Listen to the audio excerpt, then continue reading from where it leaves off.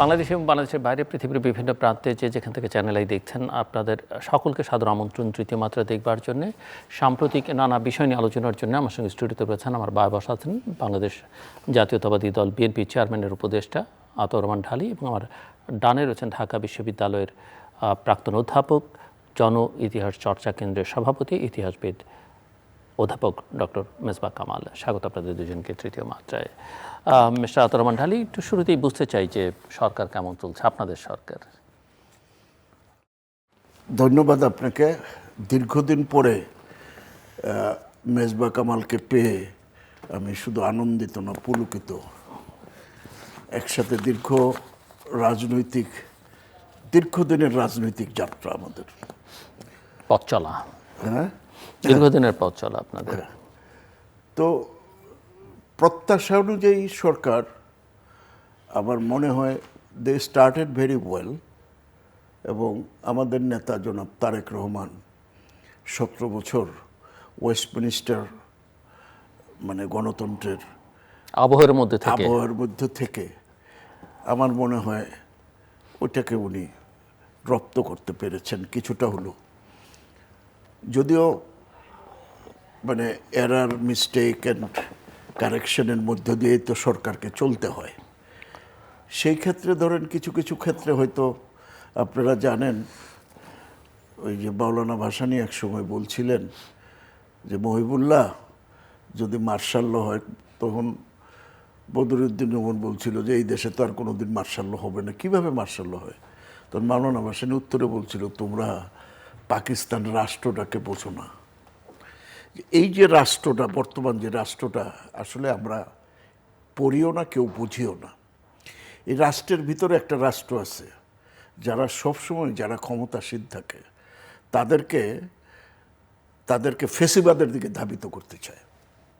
কারণ রাষ্ট্রে যদি ফেসিবাদ থাকে, তাহলে এই সুবিধাভোগী শ্রেণীর জনগণকে শোষণ করার এই ব্যুরোক্রেসি, আমলাতন্ত্র এবং কিছু রাজনীতিবিদ তাদের জনগণকে শোষণ করার জন্য তাদের খুব সহজ হয়। এইটাকে যে সমস্ত রাজনৈতিক নেতা এটাকে বুঝতে পারেন, এটাকে অতিক্রম করতে পারেন, তারাই গণনেতা হিসাবে পরিচালিত হয়। তা আমার কাছে মনে হয় যে কিছু কিছু ক্ষেত্রে আমাদের চেয়ারম্যানকে মিসগাইড করার, কারণ আপনি দেখেন যে আমরা যেই ব্যুরোক্রেসি, যেই প্রশাসনের উপরে এসে বসছি, এটা 17 বছরের একটা পঙ্কিল, একটা পচা, দুর্গন্ধযুক্ত একটা প্রশাসনের উপরে আমরা বসছি। আমাদের এর বিকল্পও নেই এই মুহূর্তে। তারা প্রতিনিয়তই এই রাষ্ট্রটাকে কুরে খেতে চাচ্ছে, এই সমাজটাকে কুরে খেতে চাচ্ছে। আপনারা তো অনেকে পুরনো, অনেকে এনে চুক্তিভিত্তিক নিয়োগও দিচ্ছেন। কয়টা? এটা তো হয় পৃথিবীর বিভিন্ন দেশে। আমি ভালো মন্দ বলছি না, আমি বলছি হ্যাঁ, এটা হায়ার অ্যান্ড ফায়ার হয়। আপনি পুলিশে দেখেন, সিভিল প্রশাসনে দেখেন, নাই আর্মিতে কই? আর্মিতে তো এরাই 16 বছর। তো এই যে প্রশাসন, তো এরা কোন সময় চায়? বিচারহীন একটা রাষ্ট্র চায় বলেই দেখেন এই যে বিচার বিভাগ থেকে মানে ওই শাসন বিভাগ থেকে বিচার বিভাগের যে পৃথকীকরণ, সে 1956-এর সংবিধান থেকে আরম্ভ করে 62-র সংবিধান, 72-এর সংবিধান, সমস্ত সংবিধানে এটা আছে, কিন্তু আজ পর্যন্ত কিন্তু কার্যকরীভাবে কেউ এটা করতে পারে নাই, করেও নেই, এবং করতে দেওয়া হয় নাই। ঠিক একই প্রক্রিয়া কিন্তু এখনো চলছে। এবং আপনি দেখছেন যে স্টার্টটা ভালো হয়েছে, কিন্তু শঙ্কার অনেক জায়গা আছে। আপনি দেখেন যে আমি ব্যক্তিগতভাবে আমি জানি না কোন কনসিডারেশনে এই যে ছয়টা পৌরসভা কর্পোরেশনে 42টা আমরা দলীয় লোকজনকে, কারণ আমরা সবসময় এই দলীয়করণের বিরুদ্ধে আন্দোলন করেছি। তাছাড়া এই জিনিসটা আমাদের article 7, 11 and article 59 of the কনস্টিটিউশনের সাথে যায় না, এটা যায় না। প্লাস আমরা দীর্ঘ 4 বছর যাবৎ যে 31 দফা নিয়ে মানুষের দ্বারে দ্বারে গেছি, সেই 31 দফাও কিন্তু সুস্পষ্টভাবে দলীয়করণের বিরুদ্ধে বক্তব্য রেখেছে। এবং এই 31 দফাই আপনি দেখেন আমাদের এই এই স্বাধীন বিচার বিভাগ প্রতিষ্ঠার ক্ষেত্রে যেই দাবিগুলো দিচ্ছে, আজকে আমরা কার্যত এই দাবিগুলির বিরুদ্ধে আমরা দাঁড়াচ্ছি বা আমাদেরকে দাঁড় করানো হচ্ছে একটা নতুন স্বৈরশাসক সৃষ্টি করার জন্য। আমরা বিএনপির একজন কর্মী হিসাবে, বিএনপির একজন নেতা হিসাবে আমরা যারা জেল জুলুম খেটেছি, রক্ত দিয়েছি, আমরা রাজপথে খেটেছি, আমরা বিএনপিকে সেই অধপতনে যেতে দেব না। আমাদের চেয়ারম্যানকে যারা ভুল বুঝাচ্ছে আমরা তাদেরকে পাকড়াও করব। আমরা অবশ্যই ধন্যবাদ বিএনপিকে সঠিক পথে নিয়ে আসব। প্রফেসর ডক্টর মিসবাহ কামাল, আপনি কেমন দেখছেন? বাইরে থেকে, উনি তো ভেতর থেকে বলছেন কিছুটা আত্মসমালোচনার শুরু আমরা লক্ষ্য করলাম। আমি জানি না আপনার উপস্থিতি ওনাকে অনুপ্রাণিত করেছে কিনা, বাট ঢালি ভাই আমার প্রথম রাজনৈতিক জীবন, ছাত্র জীবনের আমার নেতা। ঢালি ভাই সাধারণ সম্পাদক ছিলেন, আমি সাংগঠনিক সম্পাদক ছিলাম দুইবার। ছাত্রমৈত্রী, তার আগে জাতীয় ছাত্র দল। সেই তো ঢালি ভাইকে পেয়ে আসলে আমিও খুবই আনন্দিত এবং আপনাকে ধন্যবাদ যে আমরা একত্রিত হলাম। তো ঢালি ভাইয়ের কথাগুলোর মধ্যে তো নিশ্চয়ই যুক্তি আছে। আমিও ঢালি ভাইয়ের মতোই বলবো। আমি আগেও একদিন বলেছিলাম যে এই সরকার যে যাত্রা শুরু করলো তার শুরুটা বেশ ভালো হয়েছে, হ্যাঁ, কিন্তু আপনার কিছু কিছু বিষয়ে সতর্ক হওয়ার দরকার আছে বলে ঢালি ভাই মনে করছেন এবং আমিও সেটা মনে করছি। হ্যাঁ, তো আমিও আগের দিন বলেছিলাম, আজকেও পুনরুক্তি করতে চাই যে আমাদের প্রধানমন্ত্রী তারেক রহমান, তিনি যে কোনো কারণেই হোক তাকে যে দীর্ঘ 17 বছর ইউরোপে থাকতে হয়েছে, লন্ডনে থাকতে হয়েছে, এবং তিনি যে এই যে ডেমোক্রেসি, মানে ওয়েস্টমিনিস্টার ডেমোক্রেসি ঢালি ভাই বললেন, হ্যাঁ, আমি বলবো যে ধরুন এই যে লিবারেল ডেমোক্রেসির যে প্র্যাকটিসটা তিনি তো দেখেছেন এবং সেটা নিশ্চয়ই তার উপরে ছাপ ফেলেছে। তার আচরণে, তার কথাবার্তায়, তিনি যে সমস্ত উদ্যোগগুলো গ্রহণ করছেন সেগুলোর থেকে তার একটা ছাপ তো আমরা পাই। তবে কিছু কিছু জায়গায় তো প্রশ্ন আসছেই। হ্যাঁ, প্রথমেই কিছু অ্যাপয়েন্টমেন্ট নিয়ে প্রশ্ন এসেছিল, আপনার পররাষ্ট্রমন্ত্রীর নিয়োগ নিয়ে প্রশ্ন এসেছিল, পরে বাংলাদেশ ব্যাংকের গভর্নর নিয়োগ নিয়ে প্রশ্ন উঠেছে। আর আমি যে কথাটা বলবো সেটা হচ্ছে যে ঢালি ভাই উল্লেখ করেছেন, সেটাই পুনরুক্তি করব, যে সিটি কর্পোরেশনের দলীয় নিয়োগ, তারপর জেলাগুলোতে দলীয় নিয়োগ, এবং আরও বেশি গুরুত্বপূর্ণ আমার কাছে যেটা মনে হয় যে বিভিন্ন যে শিক্ষা প্রতিষ্ঠানগুলো, বিশ্ববিদ্যালয়গুলো, এমনকি ইউজিসি, এখানে যে নিয়োগগুলো হয়েছে, এভাবে মানে এটা তো সব দলই করেছে। হ্যাঁ, তাহলে আর এই পরিবর্তনটা কোথায় হলো? হ্যাঁ, দলীয়করণ এমনভাবে হয়েছে একের পর এক বাংলাদেশে বিগত অনেকগুলো বছর জুড়ে যে এখানে মেধার, যোগ্যতার কোনো দাম নাই। এখানে কে কত দলের প্রতি আনুগত্য দেখাতে পারে সেটাই হয়ে গেছে মুখ্য বিষয়, এবং সেখানে যোগ্যতা কোনো ফ্যাক্টর না। ফলে যেটা হয়েছে যে যারা মেধাবী শিক্ষক, যারা আসলেই শিক্ষাব্রতী, তারা জায়গা পাননি। হ্যাঁ, এবং সেখানে মিডিওকার অথবা লোয়ার মিডিওকার যারা অনেক সময় বিশ্ববিদ্যালয়ে অ্যাপয়েন্টেডই হয়েছেন, হ্যাঁ, এই হয়তো দলীয় ছাত্র সংগঠন করার সুবাদ ধরে, হ্যাঁ, তো সেই সমস্ত লোকজন এখন বিভিন্ন পদে, সর্বোচ্চ পদগুলোতে চলে যাচ্ছে। তো এই বিষয়গুলো খেয়াল করা উচিত, এবং এগুলো কিন্তু ভালো মেসেজ জনগণকে দিচ্ছে না। বিশেষ করে ধরুন আমার কাছে খুবই মানে আশ্চর্যজনক মনে হয়েছে যে ইউজিসির যিনি চেয়ারম্যান ছিলেন, তিনি তো বিএনপির মানুষ, মানে বিএনপিকে সমর্থন করেন। দুইবার ভাইস চ্যান্সেলর ছিলেন। হ্যাঁ, তিনি এর আগে দুইবার ভাইস চ্যান্সেলর ছিলেন, তিনি ইউজিসির চেয়ারম্যান ছিলেন। এবং তিনি তো ঢাকা বিশ্ববিদ্যালয়ে 2003-এ যখন দায়িত্ব নিলেন, তারপর থেকে 3-4-এর দিকে তারপর থেকে তিনি তো যথেষ্ট যোগ্যতার সাথে বিশ্ববিদ্যালয় পরিচালনা, নির্বাচন দিলেন উনি। হ্যাঁ, তো সেই যে আপনার ওখান থেকে সরিয়ে, যত শোনা গেছে তিনি নিজেই সরে গেছেন শারীরিক অসুস্থতার কারণে। তিনি তো দায়িত্ব নিয়েছিলেন এই তত্ত্বাবধানে, অন্তর্বর্তী সরকারে সেটা তো অবশ্যই দায়িত্ব নিয়েছিলেন। তার টার্মটাও তো কমপ্লিট হতে পারত, 4 বছরের টার্ম তো বেশি না, তাই না? তো সেই জায়গায় শুনলেন একটু, আমি প্লিজ হ্যাঁ, উনি যখন শুনলেন ওনার জায়গায় আরেকজনকে অলরেডি নিয়োগ দেওয়া হয়েছে, তো সাথে সাথে উনি ওনার শারীরিক অসুস্থতার কারণ দেখিয়ে পদত্যাগ, উনি সম্মান নিয়ে সরে গেছেন। জি। তো এই যে এস এম এ ফাইজ স্যারের মতো বর্ষিয়ান এবং যোগ্যতা লার্নেড পারসন, এবং আমি বলবো যে দেখুন তার তো একটা মানে রাজনৈতিক পছন্দের ব্যাপার ছিল, কিন্তু তিনি দলের ঊর্ধ্বে উঠে কিন্তু সবার কাছে সম্মান পেয়েছেন, গ্রহণযোগ্যতা ছিল। তো এরকম যারা দলের উপরে উঠে সবার কাছ থেকে সম্মান দাবি করতে পারেন, এরকম মানুষগুলোকেই তো খুঁজে বের করা দরকার। তো সেই জায়গায় আপনার এই নিয়োগগুলো, এবং সেখানে যাকে নিয়োগ দেওয়া হয়েছে সেই ক্ষেত্রে তার অভিজ্ঞতা নিয়ে প্রশ্ন আছে। তিনি কিন্তু কোথাও কখনো ভাইস চ্যান্সেলরের দায়িত্ব পালন করেননি, প্রো ভাইস চ্যান্সেলর ছিলেন মাত্র কয়েকদিন। তো তাকে নিয়োগ দেওয়া হয়েছে, তিনি আরেকটু ম্যাচিওর হওয়ার পরে, কোনো বিশ্ববিদ্যালয় সুচারুভাবে চালানোর পরে হয়তো ভবিষ্যৎ তো তার জন্য সময় আছে, তরুণ বয়সে অনেক তরুণ। তো এরকম যে তাড়াহুড়োগুলো হচ্ছে, এই জিনিসগুলো আসলে নানান প্রশ্ন তুলছে। আর আমি আরেকটা জিনিসও বলতে চাই, যে ধরুন এই যে ইরাক যুদ্ধ হচ্ছে, ইরান যুদ্ধ এবং ইরান যুদ্ধকে ঘিরে আজকে যে বিশ্ব রাজনীতিতে যে অবস্থা,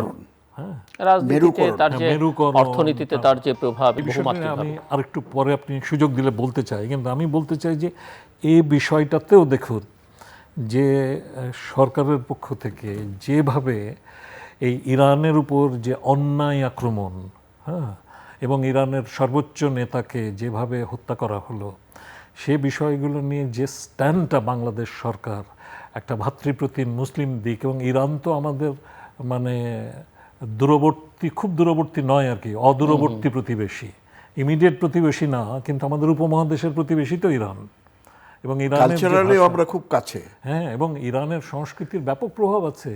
আমাদের এখানে অন্তত 700-800 বছর ইরানের ভাষা, ফার্সি ভাষা আমাদের জাতীয় ভাষা ছিল। আমাদের পার্সি শব্দ কতগুলো আছে আমাদের বাংলা ভাষায়, হ্যাঁ ঠিক। তো সেইখানে ইরানের পাশে দাঁড়ানোর যে দায়িত্বটা বাংলাদেশের ছিল, সেটাতেও কিন্তু আমি মনে করি যে আমাদের পররাষ্ট্র মন্ত্রণালয় ব্যর্থ হয়েছে। তো এই সমস্ত বিষয়গুলো নিয়ে আমার মনে হয় যে সতর্ক হওয়ার ব্যাপার। রাষ্ট্রের ভেতরে রাষ্ট্র আছে, এটা ঠিক। ঢালি ভাই 17 বছরের প্রশাসনের, পঙ্কিল প্রশাসনের কথা বললেন, কিন্তু আমি আরেকটু যোগ করব ঢালি ভাই তার সাথে, সেটা হচ্ছে যে আপনি এই যে ডক্টর মোহাম্মদ ইউনূসের যে 1.5 বছরের শাসনকাল, এটাকে নিশ্চয়ই যুক্ত করবেন এর সাথে, এটার সাথে যুক্ত। হ্যাঁ, না এর মধ্যে দিয়ে যে পরিমাণ আপনার প্রশাসনের মধ্যে দলীয়করণ হয়েছে, প্রশাসনের বিচার বিভাগকে একেবারে দলীয়করণ করা হয়েছে। ধরুন যে বিচারপতিরা নিয়োগ হয়েছেন এবং যাদেরকে 2 বছরের টার্ম পূর্ণ হওয়ার আগে 1 বছরের মাথায় স্থায়ীকরণ করে দেওয়া হয়েছে, হ্যাঁ, তারপরে শিক্ষা প্রতিষ্ঠানগুলোকে যেভাবে আপনার দলীয়করণ করা হয়েছে, সবচেয়ে অ্যালার্মিং যে কাজটা তারা করছে সেটা হলো যে মৌলবাদকে তারা সবচেয়ে মানে নীরবে নিভৃতে তারা তাদেরকে লালন করেছে, পালন করেছে। নীরবে নিভৃতে বলছেন কেন? প্রকাশ্যে তারা সরাসরি প্রশ্রয় দিছে।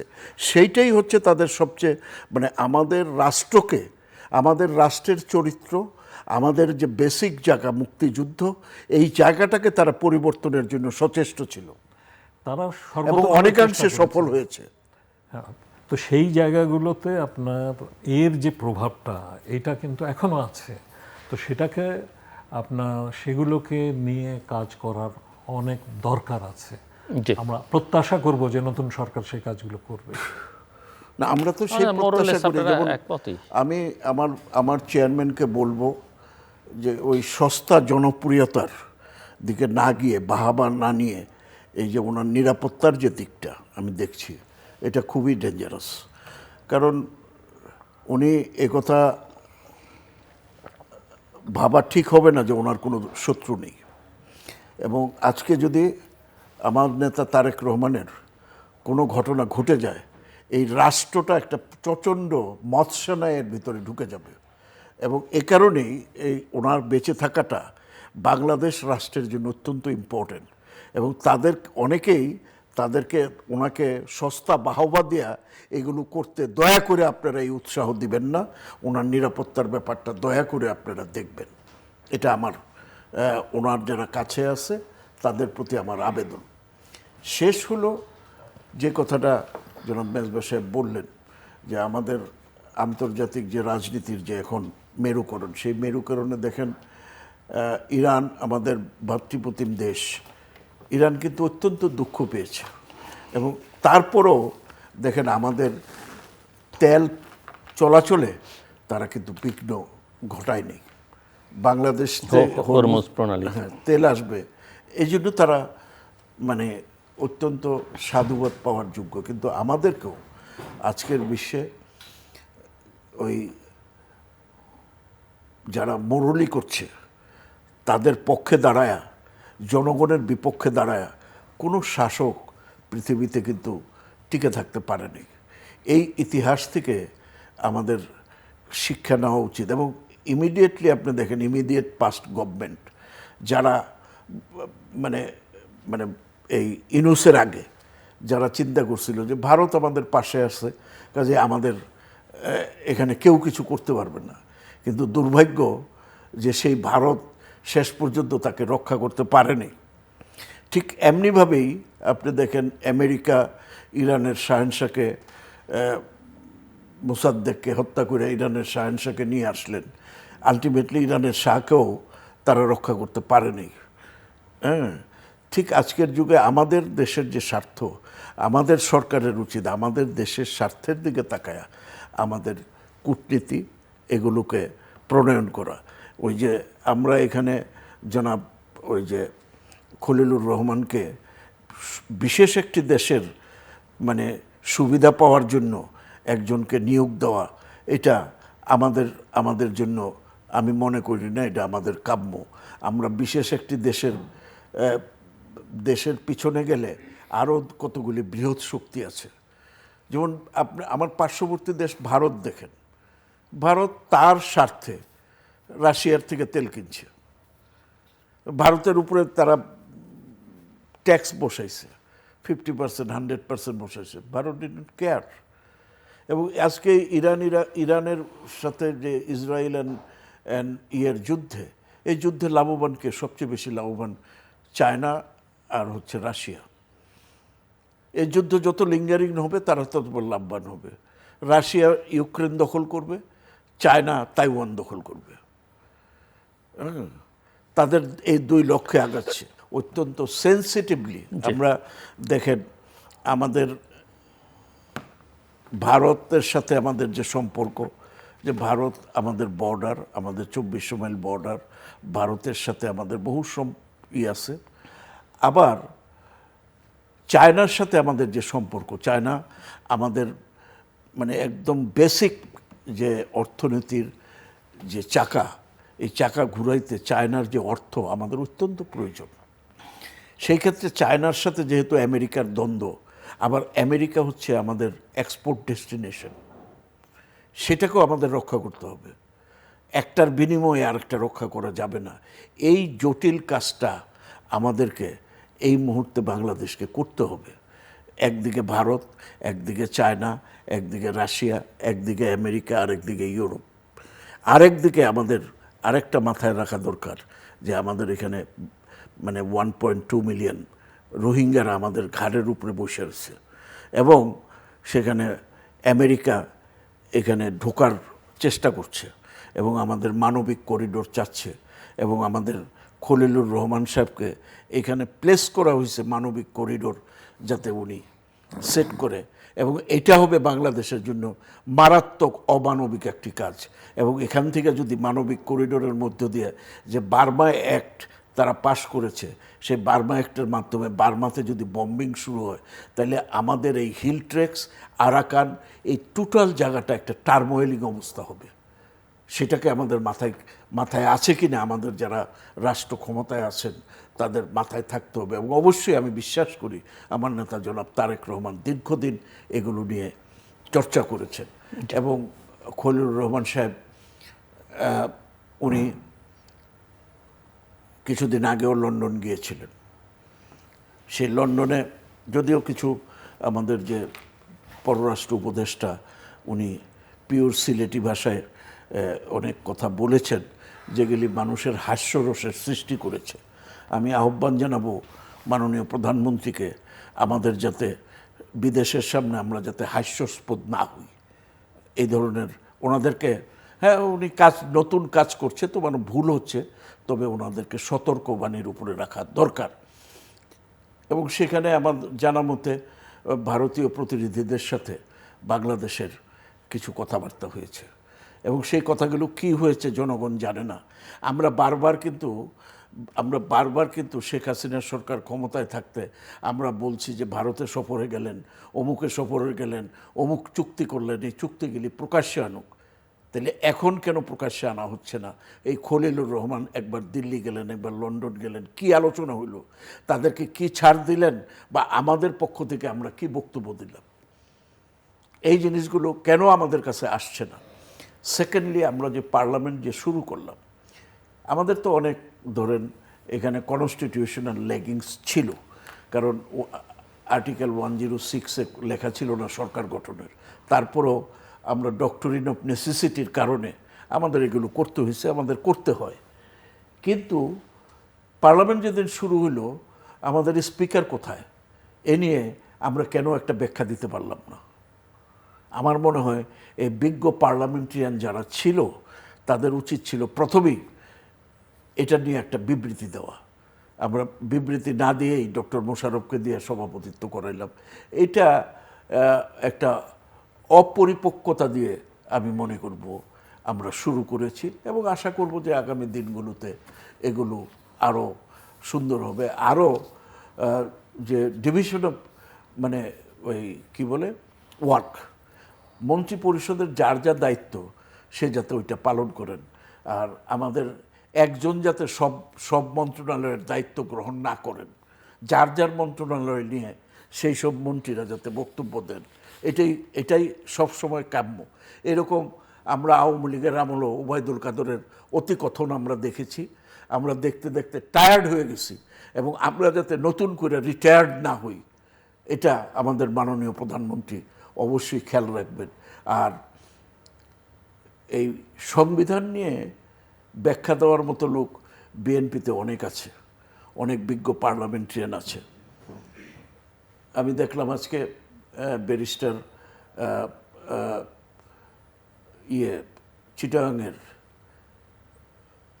না ব্যারিস্টার জামির দিনাজপুরের অত্যন্ত মানবাধিকার নিয়ে উনি ওনার ফেসবুকে একটা সাংঘাতিক মানে আর্টিকেল দিয়েছেন যে কেন আমরা বিএনপি এই মানবাধিকার, এই যে আইন মানবাধিকার কমিশনের কি কি কার্যক্রম, এর থেকে আমাদের পিছিয়ে আসলে চলবে না। এবং আমি ধন্যবাদ জানাই ব্যারিস্টার জমিরকে, বিএনপির যে আমাদের যে চেতনা, আমাদের যে স্পিরিট অফ মুভমেন্ট, 17 বছরের সেই মুভমেন্টকে উনি ওনার বক্তব্যের মধ্য দিয়ে টিকিয়ে রেখেছেন। এবং এটাই হচ্ছে এদেশের 18 কোটি জনগণের ভাষ্য। এটা তারেক রহমান সাহেব, আপনাকে বলছি, আপনি ইতিহাসের পাঠ পড়ুন, আপনি এগুলো পড়ুন। আপনি যোগ্য নেতা, আপনার বাবা প্রেসিডেন্ট, আপনার মা প্রধানমন্ত্রী, আপনি দেশের প্রধানমন্ত্রী। এই বিরল কৃতিত্ব বাংলাদেশে আর দ্বিতীয় কারো হবে কিনা আমি জানি না। কাজে আপনি ইতিহাসের এই পাঠকে পড়ে আমাদেরকে আপনি নেতৃত্ব দিন। আমরা আপনার সাথে আছি, জনগণ আপনার সাথে আছে। জি, প্রফেসর মেজবাহ কামাল, আপনি যে বিষয়ে বলতে চাইছিলেন ইতিমধ্যেই সেটা সূচনা করেছেন মিস্টার ঢালী, ইরান যুদ্ধের প্রসঙ্গটি, এবং সেই সঙ্গে আরও অনেকগুলো প্রসঙ্গ রেজ করেছেন। আমার মনে হয় সেখানেও আপনার কোনো অবজারভেশন থাকবে। অনেক ধন্যবাদ। আমি প্রথমে যদি ইরান যুদ্ধ নিয়ে একটা কথা বলি, সেখান থেকে শুরু করি। আসলে মার্কিন যুক্তরাষ্ট্র পৃথিবীর তো মানে কোল্ড ওয়ার অবসানের পরে একক পুলিশম্যান হিসেবে আবির্ভূত হয়ে সারা পৃথিবীতে যে কর্তৃত্ব স্থাপন করেছে, তারই একটা চরম পর্যায়ে আমরা দেখছি ট্রাম্প এই দ্বিতীয় দফা প্রেসিডেন্ট হওয়ার পরে। এবং ইতোমধ্যে তো তিনি 8 নম্বর যুদ্ধ শেষ করে 9 নম্বর যুদ্ধ শুরু করেছেন, এবং আরও কতগুলো যুদ্ধের হুমকি দিয়ে রেখেছেন, তার মধ্যে কিউবা একটা। তো এরকম মানে এই যে তার যে অতি আগ্রহ এবং যুদ্ধবাজ চরিত্র, এটা কিন্তু আমার কাছে মনে হচ্ছে যে মানুষের ক্ষেত্রে আমরা বলি যে মৃত্যু সময় এলে তখন তার আস্ফালন বাড়ে অনেক সময়। তো এই যে সাম্রাজ্যবাদ, মার্কিন সাম্রাজ্যবাদের অবসানের সময়কাল যে ঘনীভূত হয়ে এসছে, সেটা বোধহয় ট্রাম্পকে দেখেই বোঝা যাচ্ছে। এবং এই এককেন্দ্রিক বিশ্ব ব্যবস্থার বিপরীতে যে বহুকেন্দ্রিক বিশ্ব আগামীতে গড়ে উঠবে, সেটারও লক্ষণও দেখা যাচ্ছে। তো এই যে সর্বশেষ যুদ্ধবাজ কিন্তু শান্তিতে নোবেল প্রত্যাশী ট্রাম্প, তিনি যে কাজটা করছেন, এই যে একজন তো ইতিমধ্যে ওনার নোবেল দিয়ে এসছেন তো, প্রেসিডেন্ট আসিফ মনির। না আমি বলছি ভেনিজুয়েলা, তিনি তো তার নোবেল, মানে এই যে নোবেল পুরস্কারও যে কিভাবে রাজনৈতিক প্রয়োজনে ব্যবহার হয় সেইটা বা প্রদান করা হয়, তার আরেকটা প্রমাণ তো এই যে ভেনিজুয়েলার বিরোধী দলীয় নেত্রী, তাকে এই নোবেলটা দেওয়া হলো এবং তিনি যে আবার সেই মেডেলটা দিয়ে এলেন ট্রাম্পকে, এবং ট্রাম্প সেটা গ্রহণও করলেন। মানে কত নিচে নামলে এটা সম্ভব হয়। তো যাকে সেগুলো কিন্তু এখন দেখুন, আজকে সর্বশেষ যে খবরটা সেটা হচ্ছে যে গতকাল পর্যন্ত বলছি যে 7টি যুদ্ধ বিমান হারিয়ে ট্রাম্প এবং হেগসেথের দর প্রচূর্ণ হয়েছে।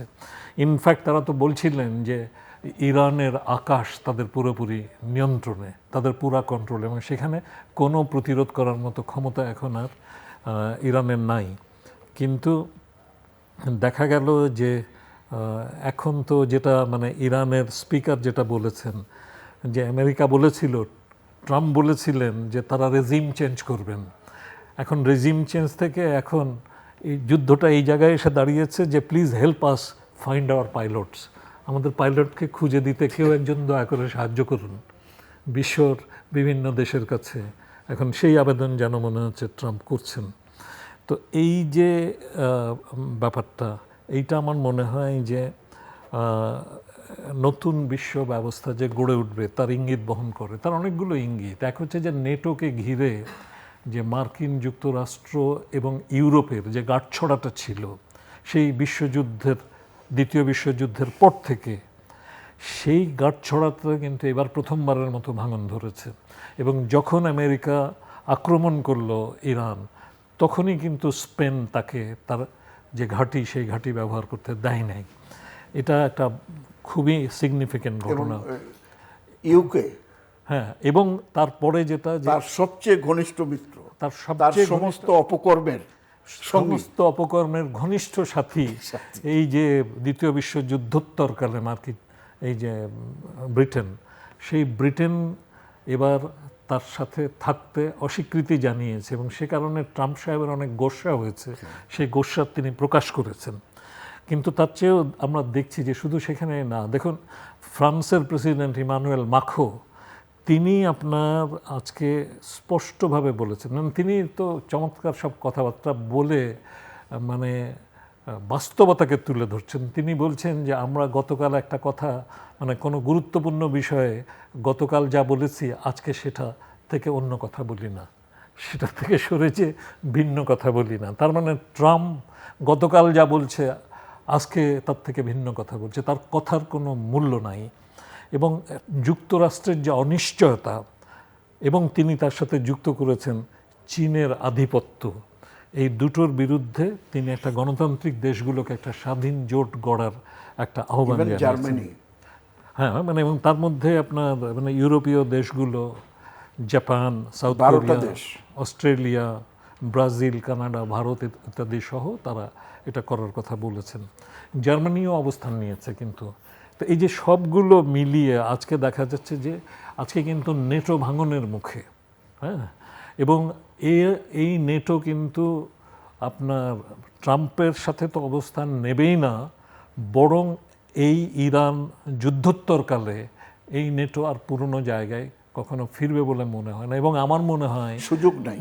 না, সুযোগ ইভেন ট্রাম্প তো ন্যাটোকে কোনো গুরুত্বও দিচ্ছেন না, গুরুত্বও দিচ্ছেন না, আবার পাচ্ছেন হয়তো সহযোগিতা পাচ্ছেন না বলে। হ্যাঁ, সহযোগিতা পাচ্ছেন না বলে হোক, বা আপনার নেটোর, আমি কিন্তু এর মধ্যে দিয়ে দেখি যে আমেরিকার যে ডমিনেশনের মধ্যে ইউরোপ এই যে দ্বিতীয় বিশ্বযুদ্ধোত্তরকালে ছিল, সেই ডমিনেশন থেকে ইউরোপের মুক্তির একটা পথ তৈরি হয়েছে এই ইরান যুদ্ধের মধ্যে দিয়ে।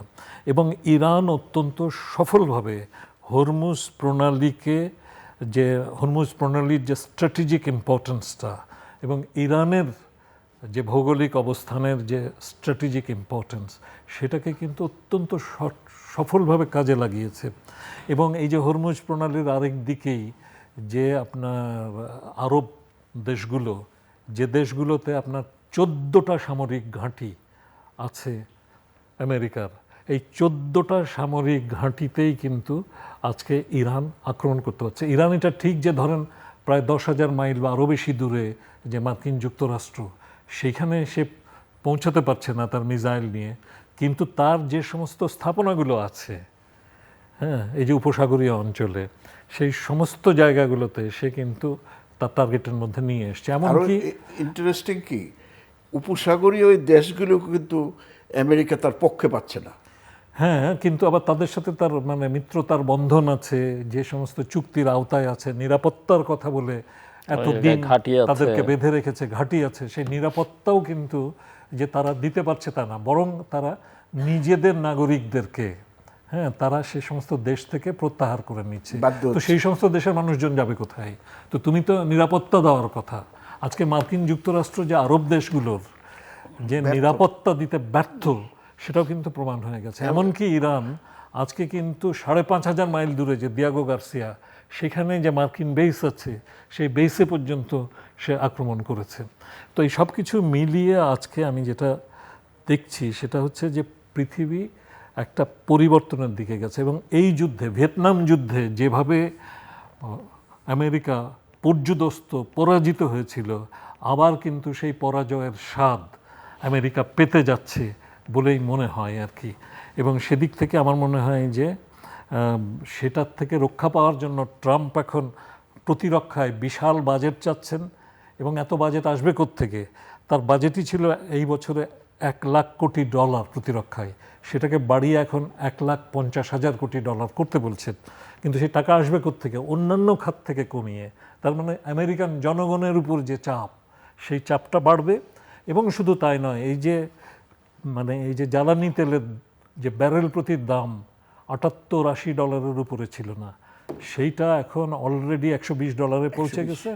এবং এটা বোধহয় খুব শিগগিরই $200 পৌঁছে যাবে বলে মনে হচ্ছে, সম্ভাবনা আছে। তো এই সব কিছু মিলিয়ে, শুধু তাই নয়, শুধু মার্কিন যুক্তরাষ্ট্র নয়, গোটা পৃথিবী কিন্তু বিপদে পড়েছে। আমরা বাংলাদেশ সহ গোটা পৃথিবী আজকে বিপদে পড়েছে। তো এই অবস্থায় আমার কাছে মনে হচ্ছে যে এই যুদ্ধটা খুব দ্রুত শেষ করার সুযোগ নেই। আমেরিকা ভেবেছিল যে কতগুলো আপনার এয়ার ড্রপিং করে সে আপনার পরিবর্তন করে দেবে, সেখানে রেজিম চেঞ্জ করে দেবে, কিন্তু সেটা তো সম্ভব না। এবং ইরাকের মতো, হ্যাঁ, সেটা আপনার লিবিয়া, ইরাক বা সিরিয়াতেও তারা যেটা করেছে, সেটা তারা এখানে সহজে করতে পারবে বলে মনে হয় না। তো সেদিক থেকে আমি মনে করি যে বাংলাদেশের যে অবস্থানটা, সেই অবস্থানটা কিন্তু ভেবে দেখা উচিত। দেখেন, পাকিস্তানের মতো দেশ, তারা কিন্তু যে অবস্থানটা নিয়েছে, আজকে এই যুদ্ধ বন্ধের ব্যাপারে এখন এই মুহূর্তে প্রধান নেগোসিয়েশনটা পাকিস্তান করছে। তো পাকিস্তান আন্তর্জাতিক পরিসরে এরকম নেগোসিয়েশন করার সুযোগ বা যোগ্যতা অতীতে কখনো দেখাতে পারেনি। এখনও পাকিস্তান কতটা সফল হবে জানি না, কিন্তু পাকিস্তান সেই জায়গায় গেছে, কিন্তু তাদের যে পলিসি তারা গ্রহণ করেছে। এবং ইরান হরমুজ প্রণালী দিয়ে যে 4টে দেশের পতাকাবাহী জাহাজকে যাবার ব্যাপারে ওপেন অ্যাক্সেস দিয়েছে, তার মধ্যে একটা পাকিস্তান। হ্যাঁ, তো সেইটা কিভাবে সম্ভব হলো? তো সেই জায়গাগুলো থেকে মানে আমি মনে করি পাকিস্তান, রাশিয়া, চীন, India, we need to learn. হ্যাঁ, এই দেশগুলোর থেকে আমাদের শেখার আছে। মানে এই বিষয়ে অন্তত পক্ষে শেখার আছে। তো আমাদের পররাষ্ট্রমন্ত্রী, হ্যাঁ, তিনি কি করছেন জানি না, তিনি এই বিষয়গুলো ভাববেন এবং এটার দায়িত্ব কিন্তু শেষ পর্যন্ত সরকারের ঘাড়ে যেয়ে পড়বে। পররাষ্ট্রমন্ত্রী তো ভেগে চলে যাবে মিস্টার ঢালি তো এইটা জনাব ভেগে চলে যাবে, তাকে পররাষ্ট্রমন্ত্রী কেন করা হলো? মানে কে পররাষ্ট্রমন্ত্রী করলো তাকে, কিভাবে করলেন তিনি? মানে আপনি বলছেন আপনি ভেগে চলে যাবেন, সেটা তো মানে আমাদের দেশে কে কিভাবে আপনার নিয়োগ কথা হয়, মনে হচ্ছে যে তাকে আমাদের পররাষ্ট্রমন্ত্রী বাইরে থেকে চাপিয়ে দেওয়া হয়েছে। আমাদের দেশে তো পার্লামেন্টারিয়ান কমিটির মধ্য দিয়ে, হিয়ারিং এর মধ্য দিয়ে কারো নিয়োগ হয় না। কাজে আমরা জানতে পারি না কে কি কারণে নিয়োগ হলো। এবং এটাই নতুন যে সংস্কার, আমি মনে করি সংস্কারের একটা অন্যতম দিক হলো যে প্রাইম মিনিস্টার কাদেরকে নিয়োগ দিবেন তাদেরকে পার্লামেন্টারিয়ান সাব কমিটির সামনে আসতে হবে এবং জবাবদিহি করতে হবে। সেটা না থাকলে প্রধানমন্ত্রীর কিন্তু একচ্ছত্র ক্ষমতার অধিকারী হয়ে যায় এবং সেটার থেকেই স্বৈরাচারের উদ্ভব হয়। তবে স্বৈরাচারকে করতে হইলে এই জিনিসগুলো আমাদের যে নতুন যে সংস্কারের সাথে এগুলো থাকা দরকার। আর আরেকটা যেটা দিক, আমি মেজবা কামালের সাথে সে খুব অত্যন্ত আর্টিকুলেটলি এই মধ্যপ্রাচ্য পরিস্থিতি, বিশ্ব পরিস্থিতি খুব চমৎকারভাবে আনছেন।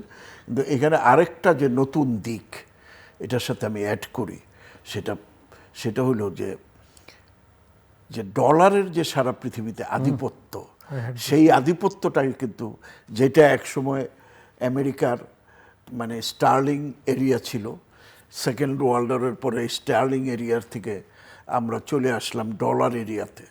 এবং এই ডলার যখন মানে মার খাওয়া শুরু করলো, তখন আমেরিকা বাধ্য হইয়া পেট্রো ডলারের দিকে ধাবে 73-তে আপনার সৌদি আরবের সাথে চুক্তি করলো যে you can not sell petroleum other than dollar. সেই চুক্তিটা বোধহয় এখন শেষ হচ্ছে। কিন্তু নতুন যে বিশ্ব মানে যে কারেন্সি, যে রাশিয়ার রুবল এবং চায়নার ইউয়ান, এই দুইটাতে ইরান কিন্তু এটাকে খুলে দিল। এবং ইরানের উপরে যখন নিষেধাজ্ঞা প্রয়োগ করা হয়, তখন এই চায়না এবং রাশিয়া এবং ইভেন ইন্ডিয়া তাদের নিজস্ব কারেন্সিতে এই তেল কিনা শুরু করলো। এর মধ্য দিয়ে ডলারের যে আধিপত্য, এই আধিপত্য কিন্তু খর্ব হওয়া শুরু হয়েছে। একদিকে সামরিক আধিপত্য খর্ব হওয়া শুরু হয়েছে, এবং যেদিন এই ডলারের আধিপত্য আরও ক্ষুণ্ণ হবে, সেদিন মার্কিন সাম্রাজ্যবাদ আর থাকবে না। It will be a paper tiger. আর এই জায়গাটাতেই কিন্তু চায়না প্রথম থেকেই যে সাংহাই যে করেছিল, $200 বিলিয়ন দিয়ে একটা বিকল্প ওয়ার্ল্ড ব্যাংক তৈরি করার যে ব্যবস্থা চায়না প্রথমেই করেছিল, সেটা কিন্তু এখনো বিদ্যমান এবং সেটা কিন্তু দিন দিন শক্তিশালী হচ্ছে। এইটা একটা বড় কিন্তু সারা বিশ্বে একটা বড় পরিবর্তনের দিক নিয়ে আসছে। একটা নতুন বিশ্ব ব্যবস্থার দিকে কিন্তু আমরা ধাবিত হচ্ছে এই ইরান যুদ্ধের মধ্য দিয়ে। এবং সেই দিকটাকেও কিন্তু বাংলাদেশকে এই সমস্ত জিনিসগুলো আমাদের, আমি জানি না শুধু পররাষ্ট্রমন্ত্রী না, পৃথিবীর বিভিন্ন দেশে থিঙ্ক ট্যাঙ্করা থাকে। আমরা জানি আমেরিকার থিঙ্ক ট্যাঙ্করা আমেরিকার সরকারকে, আমেরিকার ফরেন পলিসি নির্ধারণে, সামরিক তাদের যে স্ট্র্যাটেজি নির্ধারণে, এই ধরনের সামরিক এরা সাধারণত বুদ্ধি পরামর্শ দিয়ে থাকে। আমি ভারতে দেখি, এই যে ভারতের প্রাক্তন বাংলাদেশের যারা হাই কমিশনার ছিলেন, তারা বিভিন্ন সময়ে মানে আমাদের দেশে আসে। আমি জানি না আমাদের এই ধরনের কোনো থিঙ্ক ট্যাঙ্ক মাননীয় প্রধানমন্ত্রী করেছেন কিনা, এবং যদি না করে থাকেন আমার মনে হয় এগুলো করা উচিত। এবং এদের থেকে আমাদের মানে যেটা আমাদের রাষ্ট্রের জন্য, আমাদের সমাজের জন্য, আমাদের দেশের জন্য প্রয়োজন, সেই উপদেশগুলো গ্রহণ করা। শুধুমাত্র আপনি যে পরামর্শ দিচ্ছেন তাহলে তো বলতে মনে হচ্ছে যে আওয়ামী লীগ একটা করেছিল না সিআরআই, তো লাভ কি হচ্ছে? আমি বলবো সিএর অ্যাচিভমেন্ট কি জানি না, বাট উদ্যোগটা কিন্তু আমি মনে করি আপনাদেরও ছোট ছোট কিছু থিঙ্ক ট্যাঙ্ক একটা দলীয় বিষয়ে পরিণত। আমি সেটাই বলছি না, উনি বলছেন যে সরকারকে করতে, সরকারের আছে কিন্তু Bangladesh institute of international strategic studies না, ওইটা আছে, কিন্তু ওইটা ফরেন পলিসি কতটুকু নিয়ে কাজ কার্যকরী? করবার জন্য এই 2-4টা সেমিনার করার ভিতরে আর 2-1টা সারা বছর 1-2টা পেপার তৈরি করে, এর বাইরে কিন্তু আর এদের কোনো কাজ নেই। মাঝে মধ্যে 2-1টা বিদেশ সফরে যায় ওটা সরকার প্রতিরক্ষা বাহিনী কেন্দ্রিক, কেন্দ্রিক। প্রতিরক্ষা বাহিনী বাট ফরেন সেটা পলিসি ইম্পর্টেন্ট, আজকের এই বাইপোলার বিশ্বে এই আন্তর্জাতিক এই বিষয়গুলোর উপরে সাংঘাতিক নজর রাখা, প্রতিনিয়ত আমাদের নজর রাখা দরকার। এবং এই জন্য বরং আপনি বলতে পারেন যে বাংলাদেশও তো যেসব যে মানেরই হোক না কিছু থিঙ্ক ট্যাঙ্ক তো আছে, কিছু এক্সপার্ট আছে, তাদের মতামতগুলো এই যে যদি দেখেন, বিবেচনায় নিতে চান তাহলে আপনি একটা ব্যাপারে you are the pioneer mister Zillur Rahman. না আমি আমার না প্রসঙ্গে না, বলছি আমি আই শুড সে অনেক যে দেখেন, এই বাংলাদেশ আমাদের একটা বঙ্গোপসাগর আছে, সারা পৃথিবীর কাছে গুরুত্বপূর্ণ হইলেও আমাদের কাছে কিন্তু কোনো গুরুত্ব ছিল না, সেটাকে আপনি সামনে নিয়ে এসেছিলেন, thank you professor Mezba Kamal. জি, তো ঢালি ভাই খুব সঠিকভাবে এই যে ডলার সাম্রাজ্যের যে ভেঙে পড়ছে ক্রমশ সে কথাটা বললেন। এবং এই ক্ষেত্রে আমি শুধু বলবো যে এখন ডলারের বিকল্প হিসেবে যদি ইউয়ান আসে এককভাবে, তাহলে সেটাও কিন্তু আবার একটা নতুন সংকটের জন্ম দিবে। কাজেই মানে ডলার আধিপত্যর অবসান হোক, কিন্তু সেখানে কোনো একক আধিপত্য তৈরি না হয়ে সেটা সম্ভব হবে না। রাশিয়া আছে তো, মানে ভারত আছে, 2টা বড় দেশ থাকার কারণে তারপরে নতুন ভাবে এখন ব্রাজিল আগে আসছে। এরকম যদি আপনার একটা মানে মাল্টিপোলার ওয়ার্ল্ড গড়ে ওঠে, হ্যাঁ, মাল্টিপোলার ইকোনমিক সিস্টেম গড়ে ওঠে, হ্যাঁ, তাহলে আমার মনে হয় যে সেটা পৃথিবীকে, সেটার সুযোগটা আমরা পাবো, ছোট দেশ সেটা আমরা তার সুযোগ নিতে পারবো। তো অনেক ধন্যবাদ। তো আরও যে আলোচনাগুলো হচ্ছিল আমি সেখানে এগিয়ে নিয়ে যেতে চাই। এবং আপনি প্রথমে যেটা বলেছিলেন যে আমরা মানে এই সরকারের তো 1.5 মাস অতিক্রান্ত হয়েছে, তারা যে কাজগুলো করছেন তার মধ্যে থেকে আমরা দেখছি যে বেশ কিছু কাজ কিন্তু তারা যে নির্বাচনী ম্যানিফেস্টোতে বলেছিলেন সেগুলো তারা দ্রুততম সময়ের মধ্যে শুরু করেছেন। যেমন ধরুন আপনার যে খাল খননের একটা কর্মসূচি, ফ্যামিলি কার্ড, হ্যাঁ, ফ্যামিলি কার্ড করেছেন, খাল খননের কর্মসূচিটা তো শুরু করেছেন। এটা কিন্তু খুব জরুরি। আসলে জিয়াউর রহমান যখন খাল খনন কর্মসূচি শুরু করেন সম্ভবত 77 সালে, হ্যাঁ, 77 সালের গোড়ার দিকে, সে সময়টাই তখন তো আমরা একেবারেই নিচের দিকের ছাত্র, মানে অনেকে হয়তো বুঝেছেন, আমরা ওভাবে বুঝিনি। কিন্তু বাংলাদেশে যেভাবে আপনার আমাদের নদীগুলো, আমাদের খালগুলো, বিলগুলো যেভাবে ভরাট হয়ে যাচ্ছে এবং গেছে, হ্যাঁ, সেটা তো আমাদের গোটা যে ভূতাত্ত্বিক গঠনটাকেই কিন্তু অনেকখানি পরিবর্তন করে দিচ্ছে। জলবায়ু পরিবর্তনের একটা মেজর কারণ হিসাবে সেটা ইমার্জ করেছে। তো সেই জায়গায় আমি মনে করি যে এই যে খাল খনন কর্মসূচিটা নেওয়া হয়েছে সেটা খুবই একটা প্রয়োজনীয় উদ্যোগ। তবে আজকেই দেখলাম যে একটা পত্রিকায় একটা ভালো লেখা বেরিয়েছে, সেখানে লেখক বলার চেষ্টা করছেন যে খাল খনন না করে নদী খননটা করাটা জরুরি।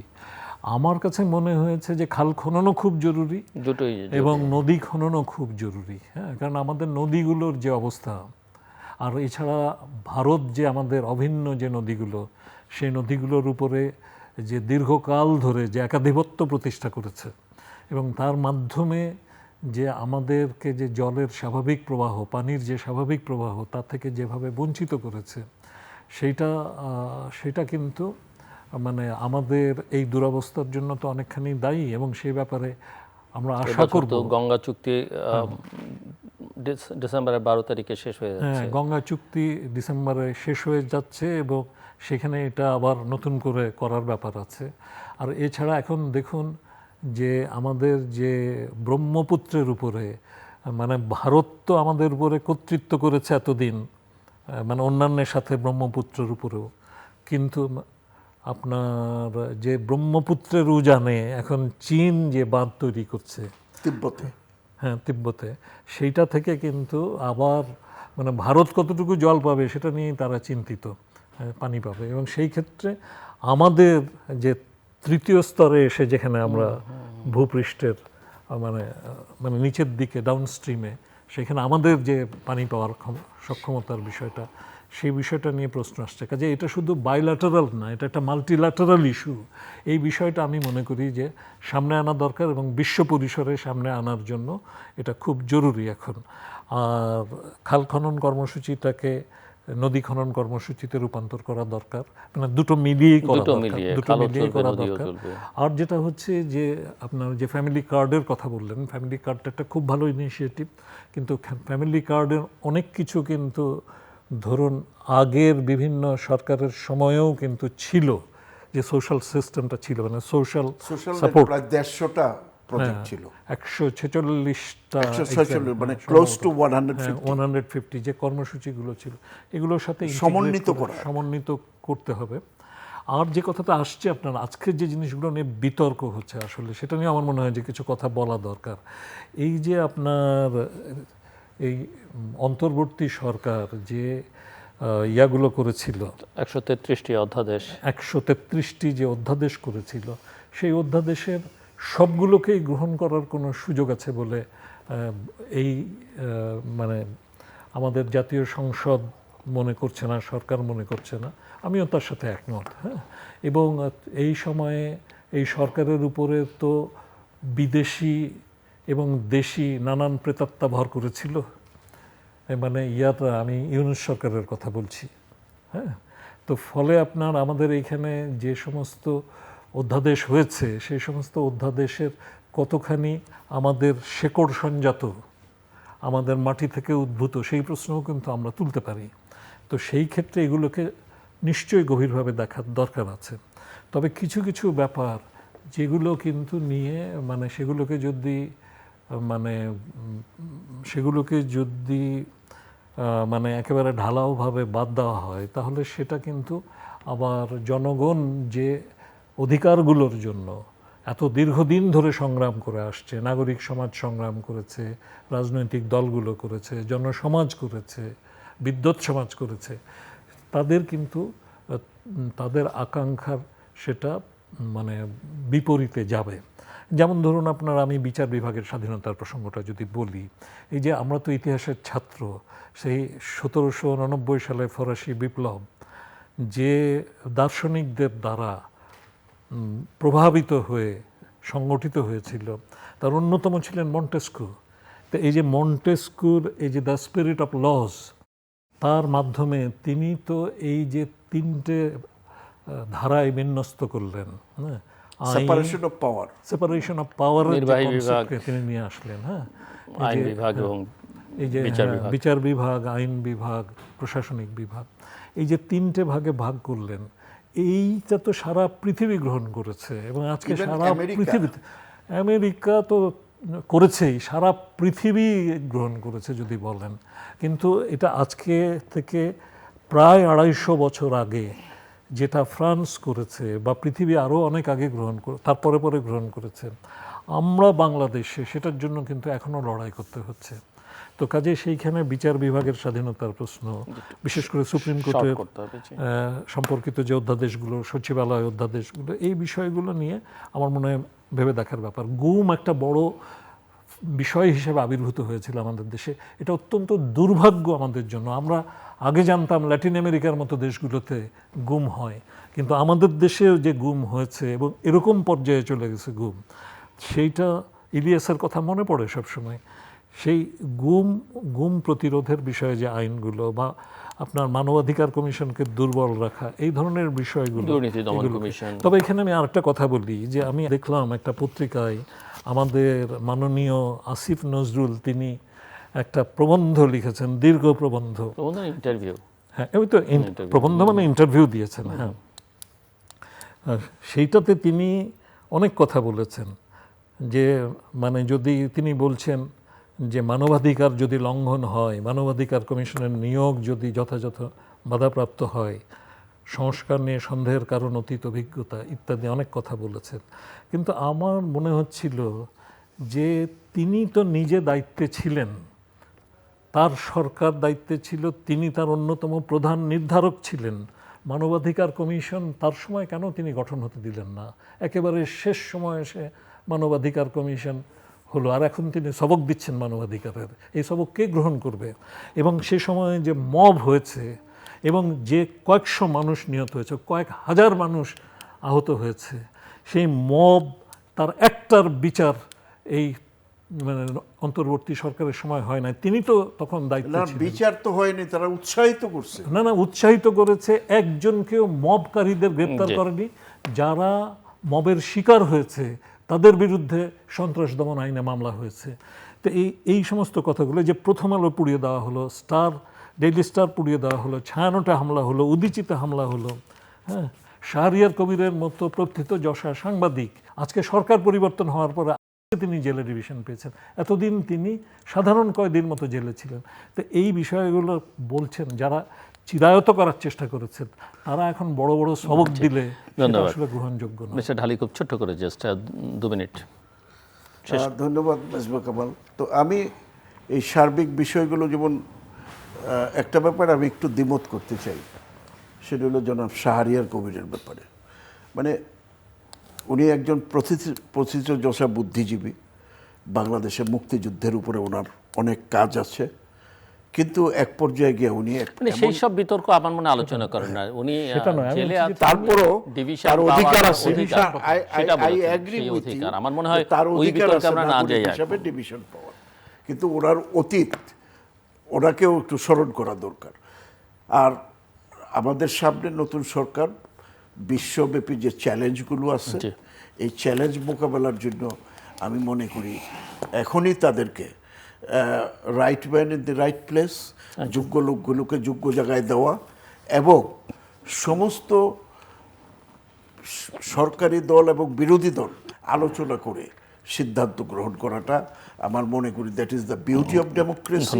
এবং এর বাইরেও যারা বুদ্ধিজীবী আছে বিভিন্ন দল মত পথের, তাদেরকেও ইনভলভ করা উচিত সরকারের। তাহলে সরকার স্মুথলি আগামী দিনে এগিয়ে যেতে পারবে। তা না হলে কিন্তু পথ অনেক বন্ধুর, সারা বিশ্ব টার্ময়েলে আমরাও কিন্তু জ্বলে পুড়ে ছারখার হয়ে যাব। সেই কথা স্মরণ করে দিয়ে আমি শেষ করছি। হ্যাঁ, অনেক ধন্যবাদ। আমি শুধু যোগ করতে চাই যে মুক্তিযুদ্ধ আমাদের অস্তিত্বের স্মারক। কাজে মুক্তিযুদ্ধকে এই সরকার ধারণ করে এবং এই মুক্তিযুদ্ধকে ধারণ করে আমাদের অস্তিত্বের প্রধান নির্মাতা মুক্তিযুদ্ধ, সেইটাকে সামনে এনেই আমাদেরকে পথ এগোতে হবে, এক। আর 2 নম্বর হচ্ছে যে জ্বালানি সংকটটা গোটা বিশ্বকে অ্যাফেক্ট করছে, সেটাকে নিয়ে বিশেষভাবে ভাবতে হবে। হাম নিয়ে যে পরিস্থিতি, সেটাকে বিশেষভাবে দেখতে হবে এবং এ ব্যাপারে যারা দায়ী, যাদের অবহেলার কারণে এটা হয়েছে, তাদের বিরুদ্ধে ব্যবস্থা নিতে হবে। সরকারি চাকরির বয়সসীমা 32 বছর করা হয়েছে, একটা ভালো উদ্যোগ, কিন্তু এর দ্বিমুখী ইম্প্যাক্ট আছে। এক সেকেন্ডে শেষ করতে সাথে যে মুক্তিযুদ্ধের যে আমাদের বেসিক জায়গা, এই জায়গাতে কোনো কম্প্রোমাইজ নাই। এই জায়গাটাকে সামনে রেখেই যারা আজকে যে এই মানে আগস্টের গণঅভ্যুত্থানকে মুক্তিযুদ্ধের বিকল্প হিসাবে দেখতে চায়, তাদেরকে হুঁশিয়ার করে দেওয়া উচিত। এদেশে মুক্তিযুদ্ধ হয়েছে একবার, এই মুক্তিযুদ্ধ আমাদের ঠিকানা, এই মুক্তিযুদ্ধ আমাদের চেতনা, এই মুক্তিযুদ্ধই আমাদেরকে সামনের দিকে এগিয়ে যাওয়ার প্রেরণা। দর্শক, অনুষ্ঠানের শেষ প্রান্তে আমরা সামাজিক যোগাযোগ মাধ্যম ফেসবুক, এক্স এবং ইউটিউবে তৃতীয়মাত্রা লাইভ স্ট্রিম হচ্ছে, আপনি দেখতে পারেন। আর টেলিভিশনের পর্দায় দেখতে না পারলে যে কোনো সময় যে কোনো স্থান থেকে ইউটিউবে তৃতীয়মাত্রা চ্যানেলটি সাবস্ক্রাইব করে এই পর্ব বা পুরোনো পর্বগুলো আপনারা দেখতে পারেন। প্রফেসর মেজবা কামাল এবং মিস্টার আতাউর রহমান ঢালি, অসংখ্য ধন্যবাদ এই আলোচনা সবার জন্য। দর্শক, ওনারা সরকারের সূচনা পর্বটাকে অনেক ক্ষেত্রে সাধুবাদ জানিয়েছেন, কিন্তু আবার এই প্রশ্ন তুলেছেন যে পরিবর্তনটা আসলে কোথায় হলো। কিছু কিছু কাজ থেকে সেই প্রশ্ন তুলবার সুযোগ তৈরি হয়েছে এবং সরকারের বেশ কিছু বিষয়ে সতর্কতা দরকার, সেটা দেশের অভ্যন্তরীণ বিষয় এবং আন্তর্জাতিক পরিস্থিতি নিয়ে ওনাদের মতামত। দর্শক, আমাদের সঙ্গে থাকবার জন্য অসংখ্য ধন্যবাদ। আপনাদের সবার জন্য শুভকামনা।